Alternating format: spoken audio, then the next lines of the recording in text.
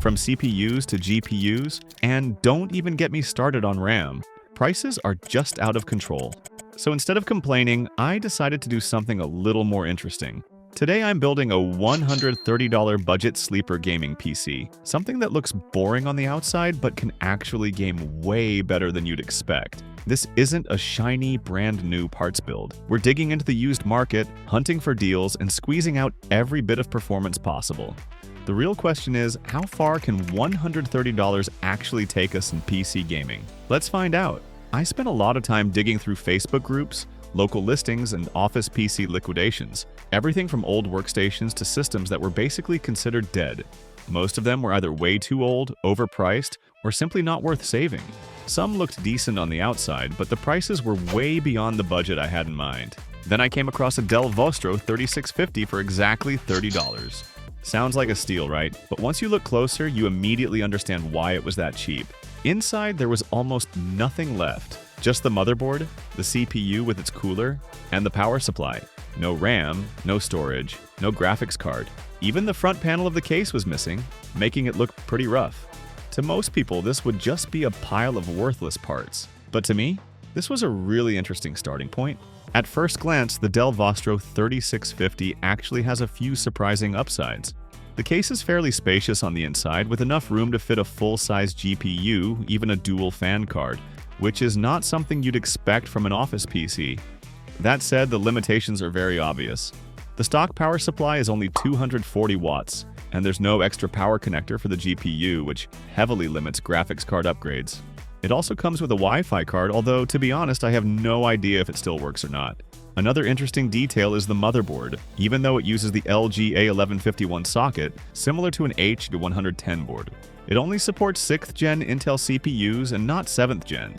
This is likely because the chipset requires a BIOS update to support Kaby Lake, and Dell usually doesn't provide those updates for mainstream systems like the Vostro. It's a bit disappointing, but that's okay. I decided to go hunting for a CPU that actually fits my budget. My limit was $20, and I was only looking for CPUs on the LG A1151 socket. At that point, there are actually quite a few options. For example, you've got CPUs like the Celeron G4930, super cheap, but performance is extremely limited with just 2 cores and 2 threads. The second option was much more reasonable. The i5 6400, which you can often find for around $20, right in the sweet spot I was aiming for. But in the end, I went with an even better choice, the i5 6500. On paper, it's very similar to the i5 6400, but it comes with a 0.3 GHz higher turbo clock, and the price is basically the same. If you search around on eBay, you can find plenty of deals at this price point. When it came to RAM, I was actually a bit surprised. This motherboard doesn't support regular DDR3. It specifically requires DDR3L, running at 1600 MHz. DDR3L is the low voltage version, operating at just 1.35 volts, compared to 1.5 volts on standard DDR3. So yeah, regular DDR3 won't work here. For this build, I'm going with 16 GB of RAM, and the good news is you can still pick up a kit like this for around $30. Choosing a GPU for this build was actually pretty tough. I had to balance 2 key factors, keeping the price low and making sure the power consumption stays minimal. After searching around for a while, I finally landed on a very solid option, the GTX 750 Ti 2 GB.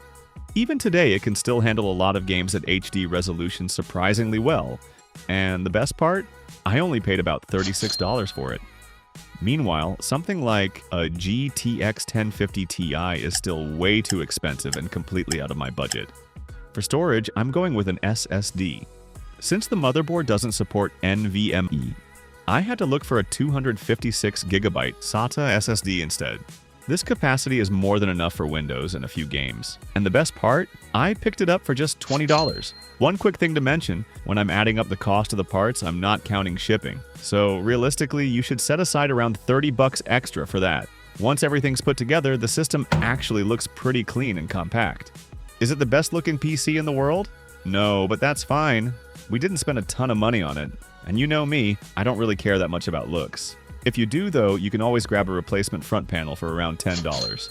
What I care about is performance. So let's power it on and see if everything works. And more importantly, how it actually performs in games. First boot, it fired right up with no issues at all. That's a good sign.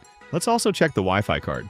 Oh, looks like it still works just fine. That said, I'll probably just stick with a wired Ethernet connection. Alright, let's jump into the gaming tests.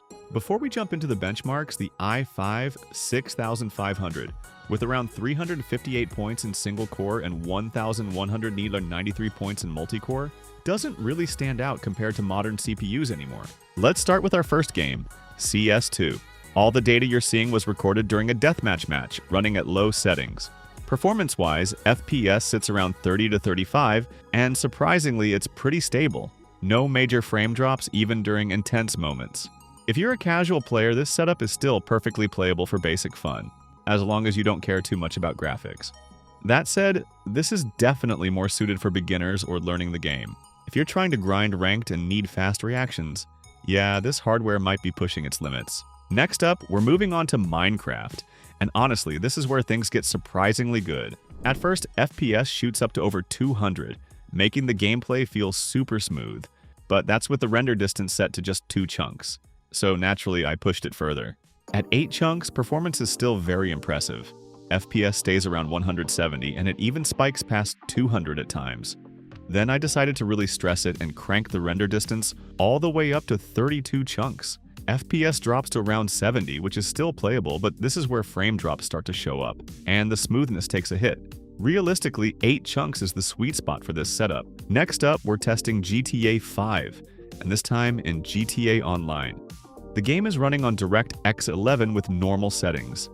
When moving quickly while Wi-Fi, especially while driving, FPS can drop down to around 40. However, when you're on foot, or even during firefights with multiple players around, performance actually improves, sitting closer to 50 frames per second. Is this amazing performance? Not really. But for a system that costs just $130, I honestly don't have much to complain about. With this level of performance, you can still enjoy casual online sessions with friends and play through the story mode from start to finish without too many issues. The next game I tested was Doom 2016. This is a fast-paced FPS that really emphasizes quick reactions and constant movement. So the experience here is aimed more toward casual to semi-hardcore players, rather than strict competitive play. At a resolution of 1600 by 1024, the average FPS comes in at 63, which feels smooth overall. Current FPS sits around 56, still very stable during combat, and the 1% lows at 46 FPS show that there are some minor dips, but nothing serious. Overall, the game feels comfortable to play and never becomes frustrating, especially if you're not overly sensitive to brief FPS drops. Next up is Cyberpunk 2077. This is a graphically demanding open-world game that was clearly designed for much more modern hardware. So this test is really more about finding the system's limits than actual gameplay. At HD resolution, the average FPS is only 14, current FPS hovers around 11, and the 1% lows drop all the way to 6 FPS, which means performance is extremely unstable. At this level, the experience is honestly not enjoyable. Movement feels choppy, input lag is high, and you completely lose that sense of control. This is clearly a stress test, not a realistic way to play the game.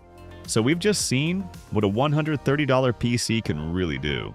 Overall, it delivers a great experience in lighter games, but it definitely starts to struggle in titles that demand heavier graphics. That said, for $130, it's honestly hard to ask for much more. Alright, that's pretty much everything I wanted to share with you guys. If you enjoyed the video, or if you've built something even stronger for a similar budget, drop a comment and let me know. I'd love to see what you've got. Thanks for watching.